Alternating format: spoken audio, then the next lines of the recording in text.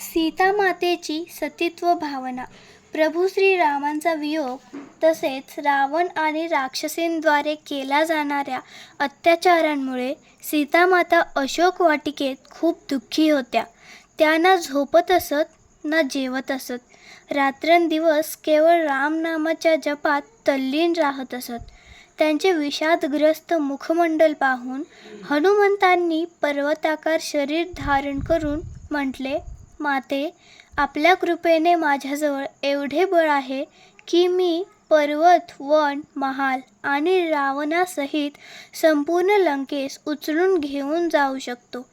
आपण कृपा करून माझ्याबरोबर चलावे आणि प्रभू श्रीरामचंद्र व लक्ष्मणांचा शोक दूर करून स्वतः देखील या भयंकर दुःखातून मुक्ती मिळवावी.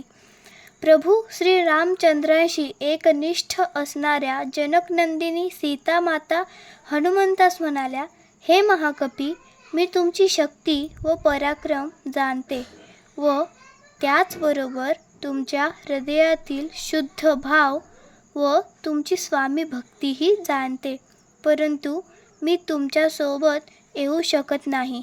पतिपरायणतेच्या दृष्टीने मी एकमेव प्रभू श्रीरामांशिवाय कोणत्याही परपुरुषाचा स्पर्श करू शकत नाही. जेव्हा रावणाने माझे अपहरण केले होते तेव्हा मी असमर्थ, असहाय्य आणि विवश होते. तो मला बळजबरीने उचलून घेऊन गेला होता. आता तर करुणानिधान प्रभू श्रीरामचंद्रच स्वतः येऊन रावणाचा वध करून मला येथून घेऊन जातील.